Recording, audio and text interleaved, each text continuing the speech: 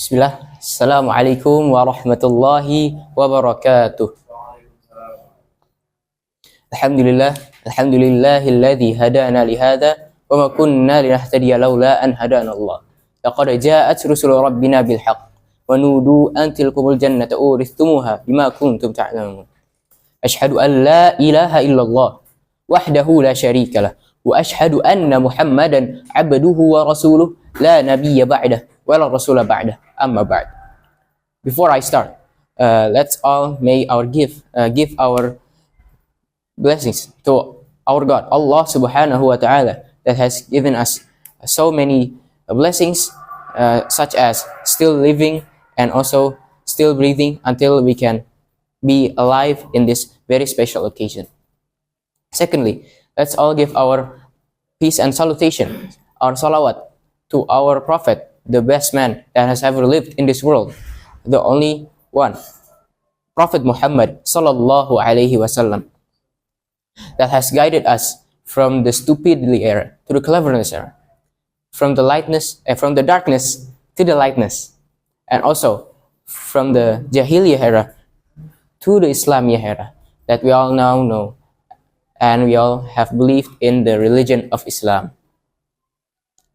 My name is Faisal Ahmad Rabbani from 9A class, and for today I want to give you a presentation or a speech about, as you can see of the title, the danger of shirk.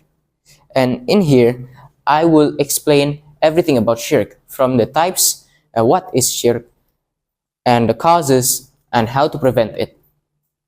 But before we continue to the point, maybe you are going to ask, what is shirk?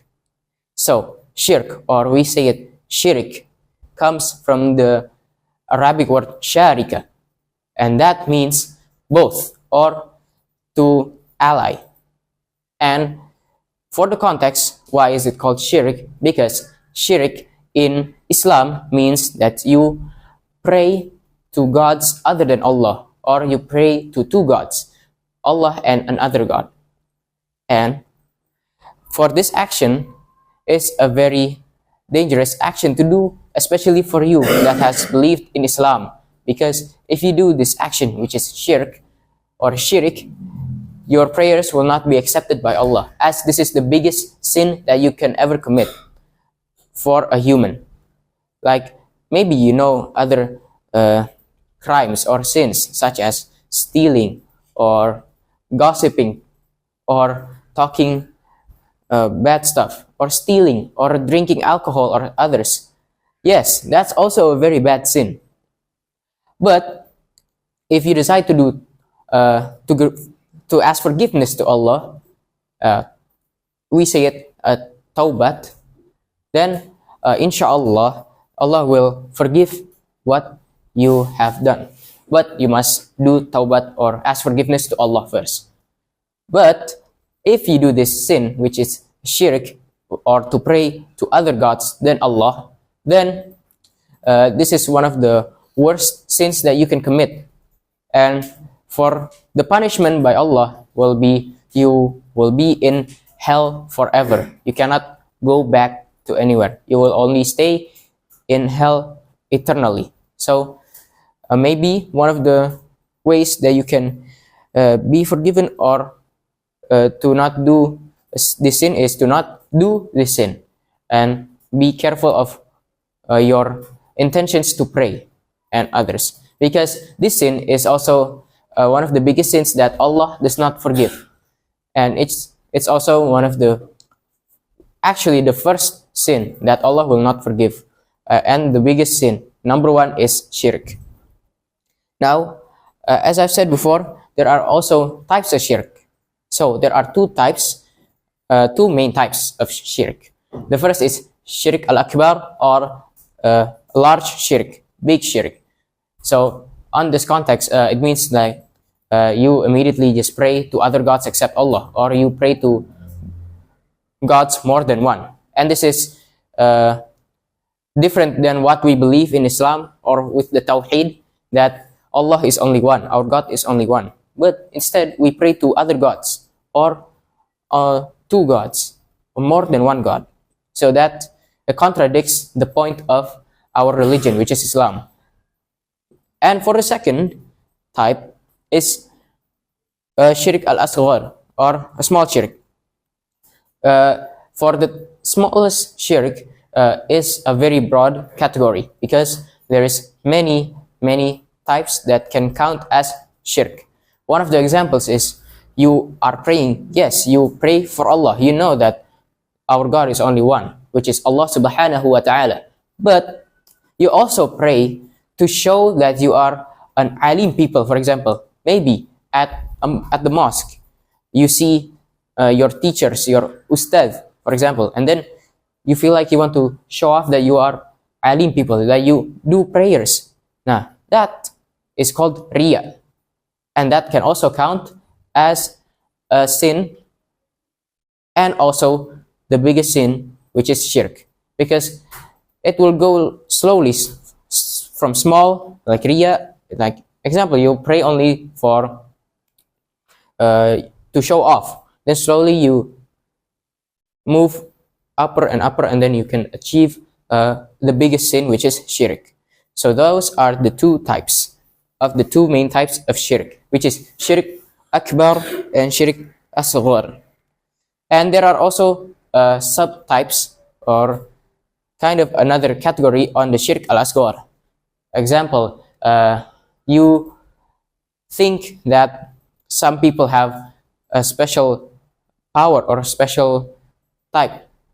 In Islam, we call it mu'jizat.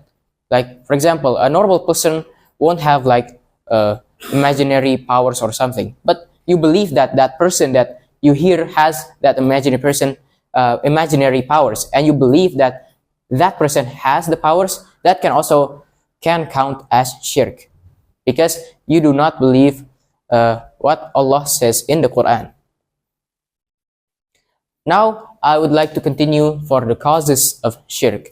There are very many causes of shirk, because this is a very big sin, and you must be careful, especially from shaitan, that will always try to make you do and commit this sin, which is the biggest sin of them all.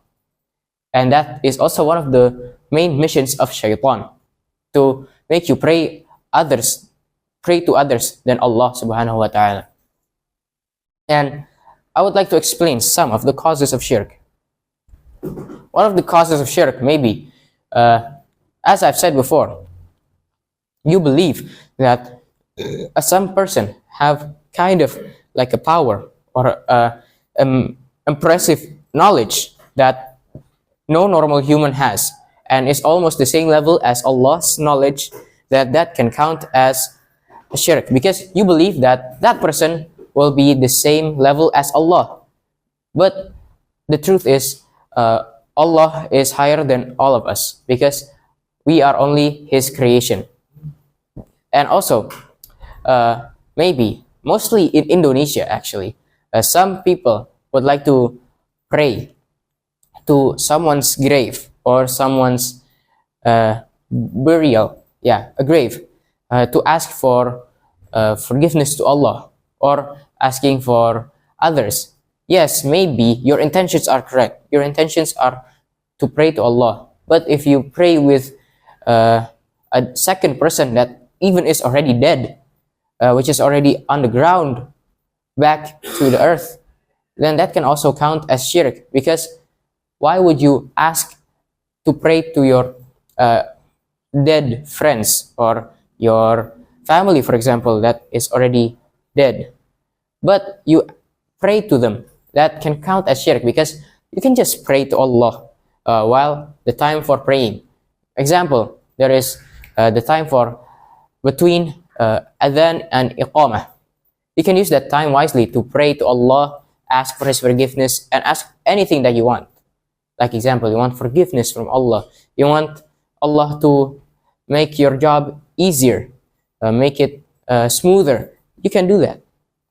Remember, you don't only just pray, you also have to try as well.